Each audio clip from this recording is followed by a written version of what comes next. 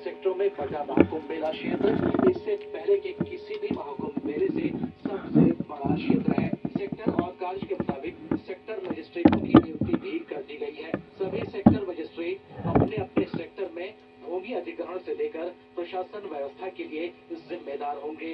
महाकुंभ के दौरान sector magistrate आम जनता और प्रशासन के बीच कड़ी का कार्य करेंगे।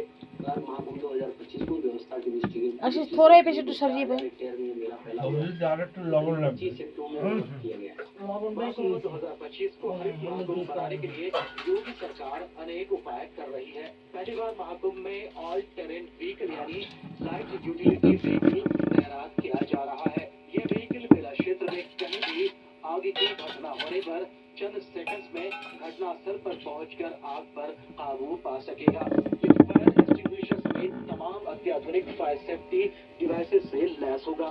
रेत, दलदल और छिछले पानी में भी ये व्हीकल पूरी रफ्तार से दौड़ सकेगा। अग्निशमन विभाग के ट्रेंड फायर कर्मी इस पर सवार होकर पूरे मेला क्षेत्र में आपात स्थिति पर नजर रखेंगे।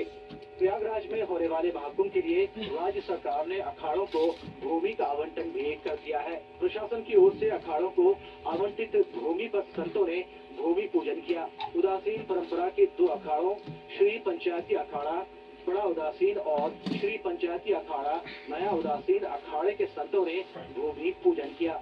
सभी देवी देवताओं का आवाहन किया गया है और इसी आवाहन के तहत सभी देवी देवताओं से प्रार्थना की गई है कि कुंभ मेला जो महाकुंभ मेला है 12 वर्ष का वे दिव्य और भव्य हो। महाकुंभ 2025 में लगभग 45 करोड़ श्रद्धालुओं के आने और लगभग 1 लाख से अधिक लोगों के कल्पवास करने की संभावना है। इसके साथ ही हजारों की संख्या में साधु संन्यासियों और प्रशासन के लोग महाकुंभ के दौरान मेला क्षेत्र में रहेंगे। ऐसे में प्रशासन कोई भी कोर कसर नहीं छोड़ना चाहता। महाकुंभ 2025 को और भी भव्य और दिव्य बनाने के लिए तमाम सारे इंतजाम किए गए। किसी भी प्रकार की कोई असुविधा न हो। इस महापर्व में, इस महाकुंभ में जो भी लोग आए यहाँ से अच्छी यादें लेकर जाएं, इसकी पूरी व्यवस्था की गई है। कैमरामैन अविनाश के साथ Vikas Singh, DD news Lucknow. Party करो ना तो महाकुंभ की जबरदस्त तैयारी चल रही है। और अब बात करेंगे गैस चंबल बनी हुई दिल्ली। राजधानी दिल्ली में प्रदूषण की स्थिति से लेकर भयंकर श्रेणी में जहरीली हवा में सांस लेने के लिए मजबूर है और बढ़ते प्रदूषण से लोगों की सेहत पर भी बुरा असर पड़ रहा है। तो केंद्रीय प्रदूषण नियंत्रण बोर्ड के अनुसार दिल्ली का AQI कई क्षेत्रों में बहुत खराब श्रेणी में बना हुआ है। दिल्ली में सांसों पर लगा लॉकडाउन। जहरीली हवाओं में सांस ले रहे हैं दिल्ली वाले। दिल्ली के कई इलाकों में AQI 400 के पार। धूम्रपान न करने वाला शख्स भी हवा के जरिए पी रहा है 40 सिगरेट। दिल्ली में सुबह शाम नहीं গাদার মতো মানুষের বাড়ি কাজ করবে খাবে মানুষ ভালো কথা কইলে সবাই ঘরের খাবার অন্য মানুষের দিয়ে स्थिति पद से बदतर श्रेणी में বলে পোলাপান মরে নেহালিয়া जहरीली हवा में सांस लेने पर मजबूर है और बढ़ते प्रदूषण পোলাপান মরে তার মধ্যে শয়তান আছে रहा है। তার মধ্যে শয়তান আছে। बोर्ड CPCB के अनुसार दिल्ली का AQI कई क्षेत्रों में बहुत खराब श्रेणी में बना हुआ है। राजधानी दिल्ली में सुबह से ही कोहरे की घनी चादर छाई हुई है। क्रैप कोड लागू होने के बाद प्रदूषण देखने को नहीं मिल रहा है। शुक्रवार की सुबह कई इलाकों में वायु गुणवत्ता सूचकांक AQI का स्तर 400 के पार दर्ज किया गया है। जहांगीरपुर का AQI सर्वाधिक 424 दर्ज हुआ। वजीरपुर इलाके का AQI 412, बवाना का 408 और शादीपुर में 401 दर्ज हुआ। दिल्ली के अन्य इलाकों में AQI 398 से 364 के बीच दर्ज किया गया। एक तरफ जहाँ बदलते मौसम में ठंड बढ़ रही है, वहीं प्रदूषण के चलते लोगों को कई स्वास्थ्य संबंधी परेशानियों का भी सामना करना पड़ रहा है। बहुत पोल्यूशन है। ये पोल्यूशन तो इतना हो रहा है कि आगे चलती है। पोल्यूशन के कारण क्या हो रहा है कि हमको सांस लेने में दिक्कत हो रही है सबसे पहले तो, और आंखों में बहुत जलन हो रही है। हमें अपने स्वास्थ्य की इतनी चिंता है कि हमारा मन करता है मॉर्निंग वॉक करने के लिए और एक मन करता है कि बाहर जाएंगे तो अपना स्वास्थ्य ठीक करेंगे, या अपने आप को और ज्यादा दूषित करेंगे? মানে ঘর বানাইছে তো क्या रही है मुझे समझ ही नहीं आ रहा बिल्कुल भी। দুইটা কামরা বানাইছে রান্নাঘর বানাইছে প্লাস্টার করে নাই में कि पिछले 7-8 साल से प्रदूषण हो रहा है, उससे पहले भी तो दिल्ली थी। दिल्ली आज से थोड़ी ना हम लोग इतना एंजॉय क्या करते थे, आज यहाँ से निकलने में इतना दोबार हो रहा है, मैं क्या बताऊँ आपको। दिल्ली में बढ़ते प्रदूषण पर जमकर राजनीति भी हो रही है।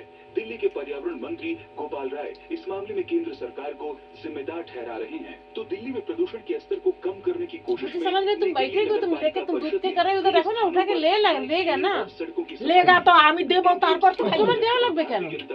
नेता कुलजीत तू चुप कर, तू खा। सफाई अभियान के दौरान मौजूद रहे। कुलजीत सिंह चहल ने आम आदमी पार्टी की नेतृत्व वाली दिल्ली सरकार की आलोचना की तथा उस पर दिल्ली को स्वच्छ बनाने के लिए पर्याप्त कदम उठाने में विफल रहने का आरोप लगाया। माननीय नरेंद्र मोदी जी के स्वच्छ भारत मिशन से प्रेरणा लेते हुए स्वच्छता मॉडल एक ऐसा जो गुजरात में और बाकी जगहों में भी रात्रि क्लीनिंग नाइट स्ट्रीट वॉशिंग को हमने शुरू किया। हमारा अगला संकल्प गार्बेज फ्री एनडीएमसी भी है। सर्दियां शुरू होने के साथ ही दिल्ली की आबोहवा और ज्यादा बिगड़ गई है। सुबह शाम ही नहीं, दिन में भी दिल्ली धुंध की चादर में लिपटी हुई है। Bureau report, TD news. तो बुरा हाल है दिल्ली का और दिल्ली वालों का, और इन सब के बीच दिल्ली एनसीआर में प्रदूषण को लेकर सुप्रीम कोर्ट में सुनवाई हुई। सुप्रीम कोर्ट ने दिल्ली सरकार के हलफनामे पर नाराजगी जताई है। सुप्रीम कोर्ट ने दिल्ली सरकार को जमकर फटकार लगाई है।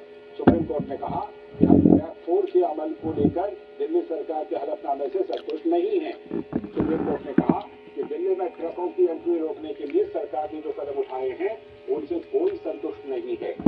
सुप्रीम कोर्ट ने सवाल उठाया कि दिल्ली में तकरीबन 100 ऐसे एंट्री पॉइंट हैं जहां पर कोई चेक पोस्ट नहीं है। साथ ही कोर्ट ने कहा कि दिल्ली सरकार ने साफ तौर पर अपने हलफनामे में इस बात का जिक्र नहीं किया है कि कितने एंट्री पॉइंट्स पर ऑफिसर तैनात हैं।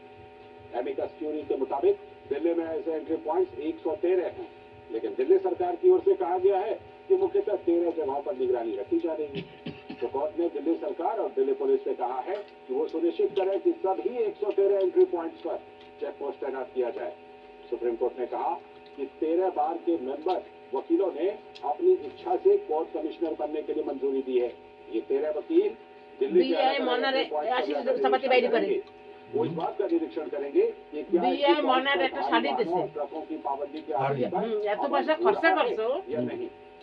এই ভাইয়ের 300-350 দামের একটা শাড়ি দেছো, পোড়াটা ছিল, পোড়াটার কিছু দেয় না। भारत सदन में आगे देखेंगे कुछ और राज्यों से खबरें। তো নিয়ে গেছো কি কাজ করতে?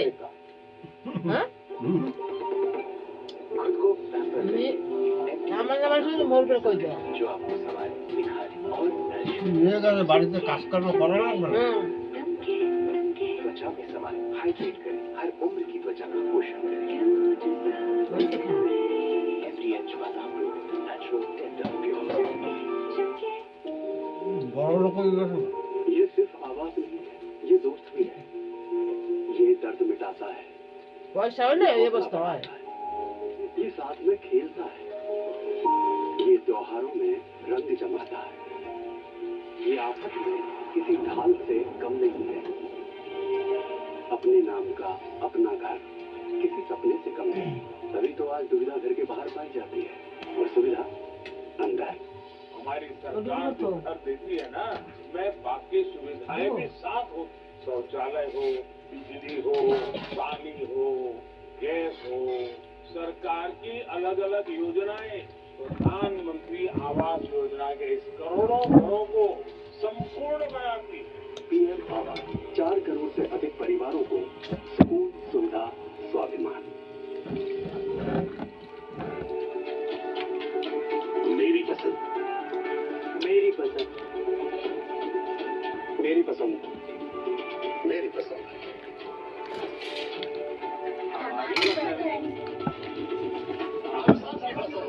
मजबूत देश का मजबूत सरिया हो गया स्टील। आज तो पार्टी चाहिए, चाचा के साथ सेल्फी लेंगे। आइडिया यही करते हैं पार्टी। Pizza party. তুমি কিসে খাবা? चल अपना कार्ड और पिन दे, मेरे कार्ड की डिटेल मैं खुद ही डालूंगी। आरबीआई कहता है अपना पिन, खाली करो तो इंटरनेट बैंकिंग पासवर्ड वो तो बासी रखते नहीं। ऑनलाइन बैंकिंग सिर्फ अपने कंप्यूटर, मोबाइल और কালকে सिक्योरिटी। একবার গরম করছো। बाय गर्ल्स, कहाँ जा रही है? सुना नहीं? No sharing. आरबीआई कहता है जानकार बनिए सतर्क रहिए। मुथूट फाइनेंस गोल्ड ओवरड्राफ्ट ब्याज सिर्फ उतने ही दिन का भरिए जितने दिन पैसे इस्तेमाल कीजिए। आज ही कॉल कीजिए 1-800-313-1